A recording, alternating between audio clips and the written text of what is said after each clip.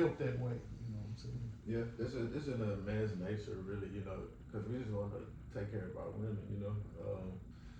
And that's definitely what I've seen from you.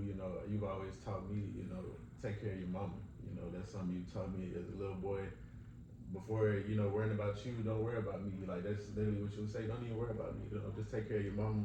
When things come up, if you can get her something, stuff like that. You always taught me in that direction, and that's why I'm I'm going through glad you remember that. Really, because that was my point. My feelings ain't gonna be hurt if I don't get nothing from Father's Day. You can get me a $2 card and a firm handshake, and I'm happy. Yeah. But make sure your mom is taken care of. I want to smile on her face because she goes to great lengths. Right. I mean, Yeah. I'm gonna do what's necessary. When Mhm. it comes to like birthdays, graduations, things like that. I'm gonna do what's necessary. But she gonna go out of her way. She got to get the balloons and the Mhm. cake and the number on the cake. Got to match the cake and the outfit to wear. Yeah. She really puts a lot of thought in what she do for you guys. And so on her day, she don't give it one day. I want her taken care of. I like to see her happy. Definitely, she definitely does that. Tries her best to give us good experiences. You know what I mean, and do good things for us. Um, do kids take their moms for granted more today? Oh yeah. Oh yeah, the kids do that. I don't know if it's intentional, Mm-hmm. but they don't like it. Like we said earlier, they don't really tend to miss it until it's gone.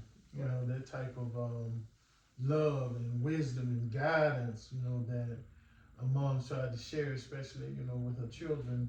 Mm-hmm. They don't seem kids are reluctant to grasp on that type of information until their mom is gone.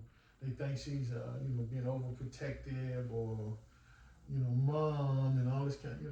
They really don't value what she brings to the table until she's gone. Or until they in the situation she was trying to keep them out of. Because most black women, black mothers, they have been through what they trying to keep you out of. If you was just listening, black girls they don't tend to think that mama used to be fine too. Mm-hmm. She was cute and all that kind of stuff, and so she know the games men are playing. You know what I'm Yeah. saying? Same game, just different players. Yeah. And she could help you a lot if you would just listen, but most girls get to be too sassy, and they don't, they think mom's trying to, slow her down, and she want all the attention. So that leads me to my next question. Do you think this generation is too hard headed? Oh yeah, I mean that goes without question. You have to be taught or made to respect Mm-hmm. before you really value it. It's not an option. But young folk this generation think they have a choice. Mm-hmm. Yeah. To do it. If a parent give instruction, they think they have a choice whether or not to follow that instruction.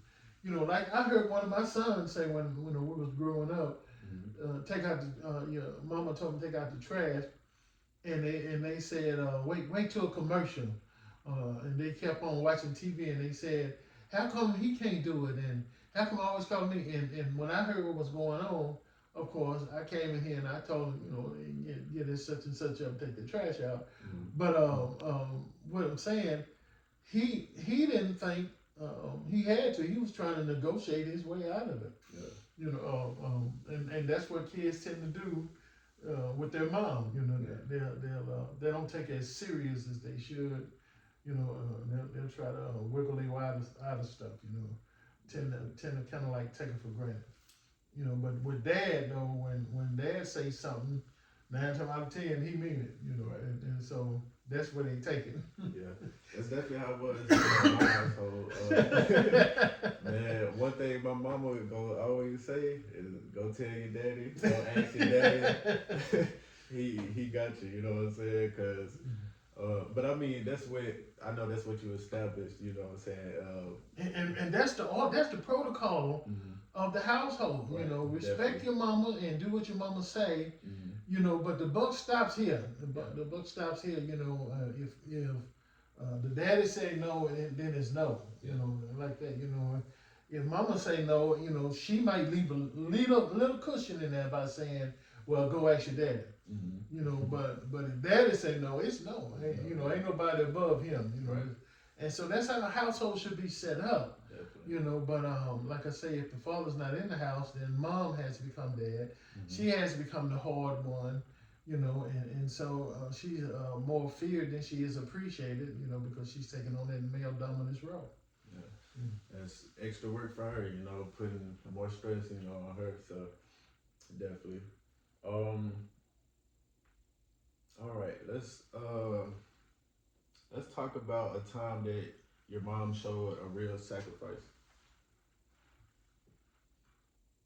Like I said earlier, you know, my mom shows that sacrifice through humility with that writing those notes Mm-hmm. and sending me to the store. And when I read that note, you know, that's the type of sacrifice she showed. She put herself last. You know, she would petition my dad to do this for your son or do this for your daughter. You know, but she would very seldom say do something for her.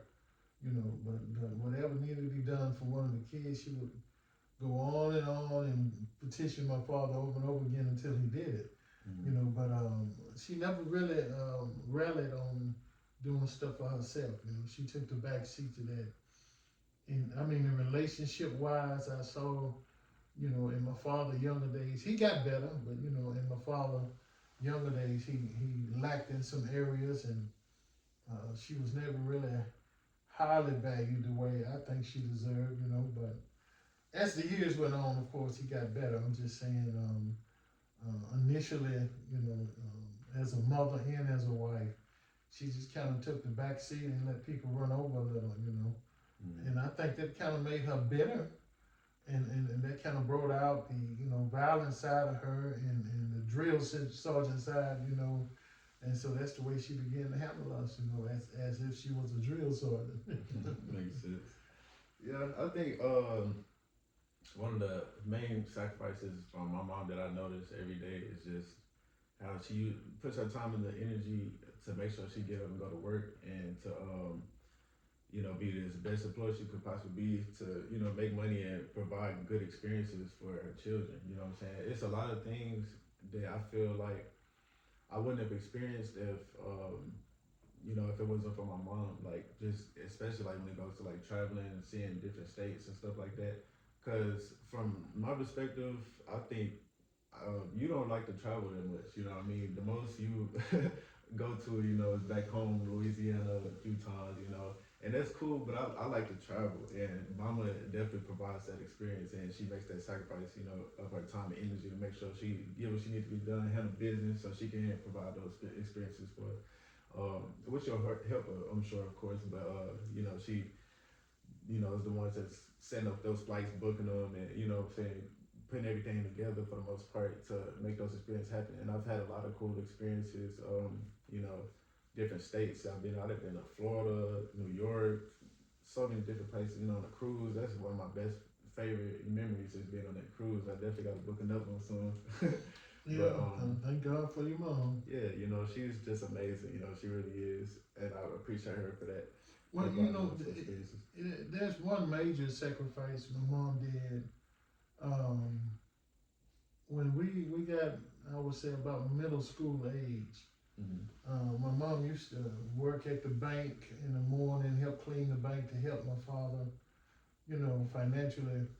But she got to the point where she wanted to be home with her children because in so many families, things were going on at home, Mm-hmm. at the house, that she didn't want to go in her. I think, I've never been told this, but I think she has seen some things happen by she being a female. You know, so much rape and molestation going on that she wanted to make sure wasn't none of that going on with her children. And she wanted to be there and she wanted to see report cards when they came. And if a teacher called, she wanted to respond. And she wanted her children to come home to a hot cooked meal I don't care if we just had toast and jelly every morning. We had breakfast. You know, we got home.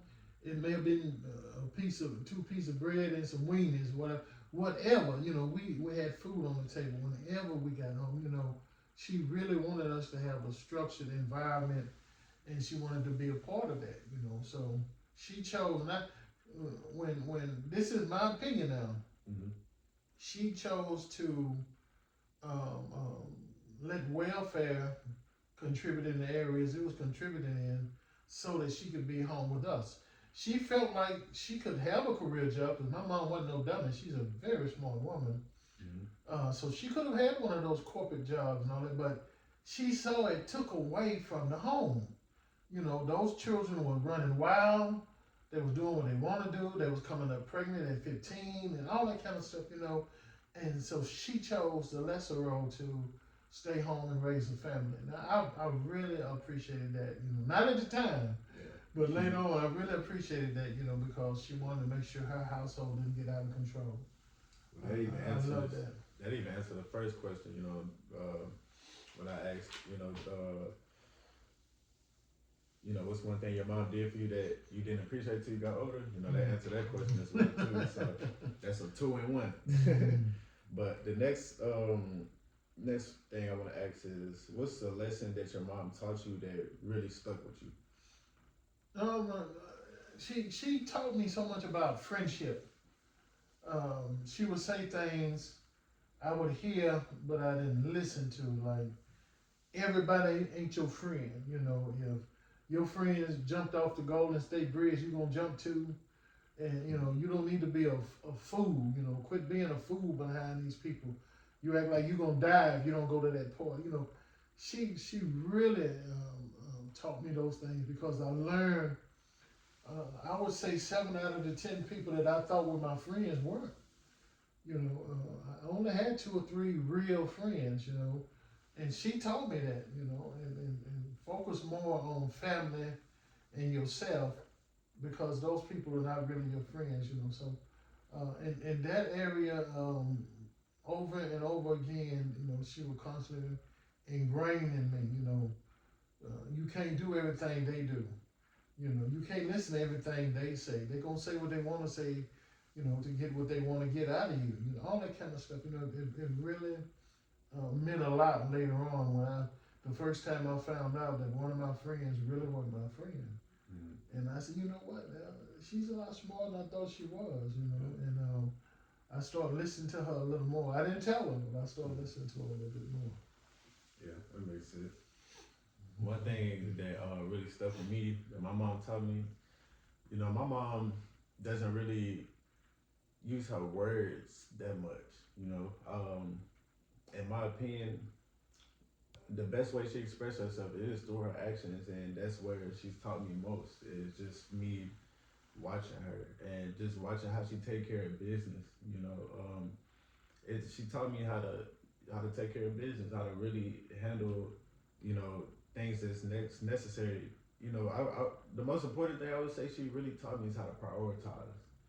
How to tell what's most important from the least important and do them accordingly. You know what I mean? That's something I know that she does, and I took that from her and applied it to my life. To help me become a better person.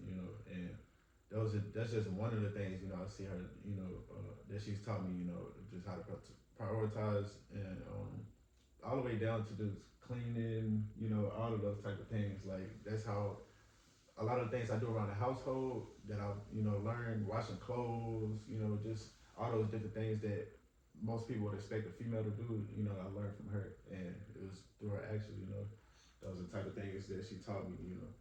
But your mom learned from her mom. Yeah. Your mom had a great mom. She still has a great mom. I'm just saying, she picked up even at an early. I started dating your mom at 16.